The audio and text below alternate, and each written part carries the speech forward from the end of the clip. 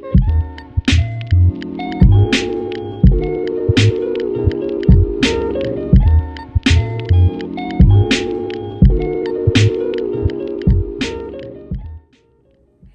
lovely people, and welcome back with Kat.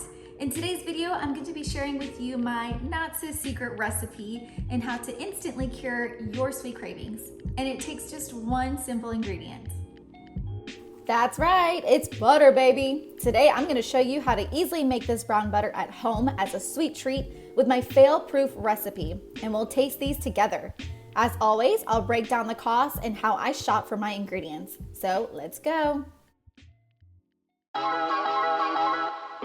For this recipe, we only need butter. If it fits your budget, Kerrygold is one of my favorite butters, especially since the milk used to make it comes from grass-fed cows. Let's see an example of a poor choice in butter. This Imperial branded so-called butter is really just a vegetable oil spread. There's nonsense in the ingredients, including soy, palm kernel oil, diglycerides, coloring, and so on. Have you guys noticed that most unsalted butters have natural flavoring added? Don't freak out. It could mean that it's lactic acid or some other cultivated bacteria added as a preservative. You don't see this in salted butter, as the salt is the preservative.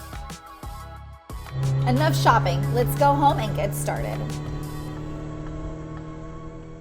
Our cost for this recipe totals around $1.10. That's for 2 sticks out of a box of 4.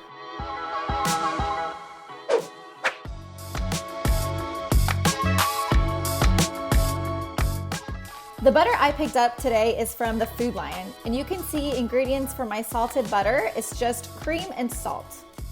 And for the unsalted butter, it's cream and natural flavoring, but you can use a proper butter of your choice for this recipe. You may be wondering which butter is a better choice for this recipe, salted or unsalted. You're just gonna have to find out in our taste test later in the video.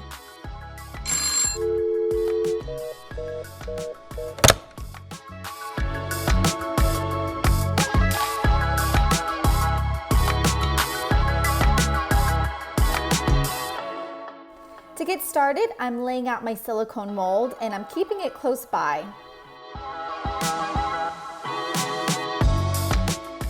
Next, grab a pan and set your burner to a medium heat.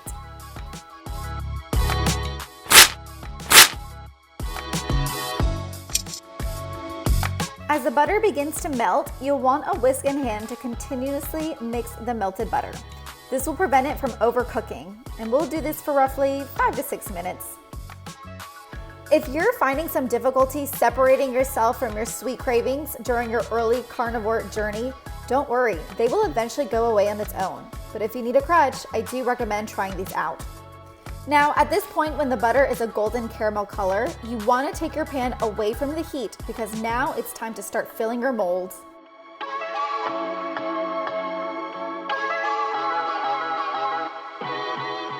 Continue mixing your butter in between pours. I even like to mix the butter again once it's in the mold to help the substance spread.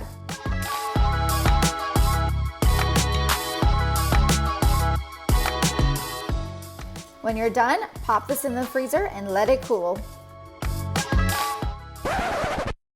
Hey guys, pardon the interruption. Just wanted to say thanks in advance for watching the entire video. I'd like to ask your support in subscribing so we can make this channel grow. I'd really appreciate it. Now, back to our fat bombs.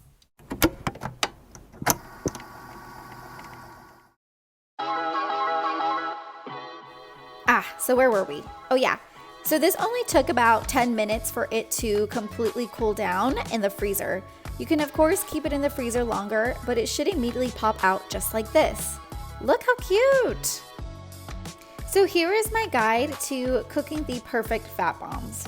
I like to cook mine between the 5 to 6 minute mark. This is where my butter is perfectly golden. You can see at the 7 to 8 minute mark, this is where your butter gets burnt and it tastes gross, so please avoid cooking it for this long.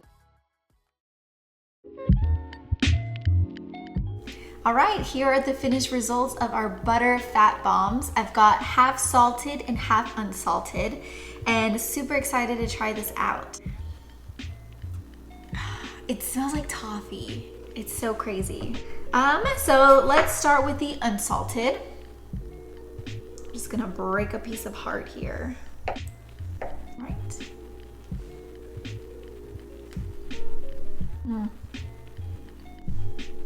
What I like about the unsalted butter is it definitely tastes like toffee.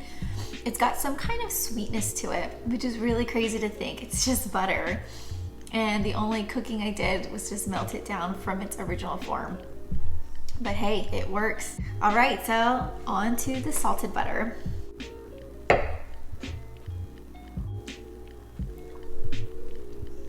Oh, wow. I mean, the toffee flavor is still there, which I really do like. But for salted butter, I definitely taste the saltiness to it. So which fat bomb is better? Honestly, it really just comes down to preference. And for me, my personal favorite is using the unsalted butter for this recipe. It's really good. It tastes like toffee. It really is something to indulge in. And the funny part is I shouldn't feel guilty at all for eating butter. Just to take this up a notch, I am going to sample this with my coffee and see how that tastes.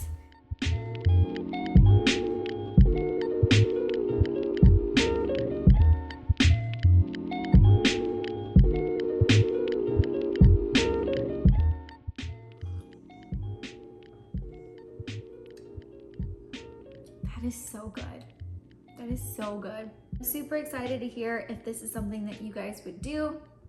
If you've already tried it before, how do you like it? Let me know in the comments below, and looking forward to staying in touch. All right, guys, thank you so much for watching, and I will see you in the next video.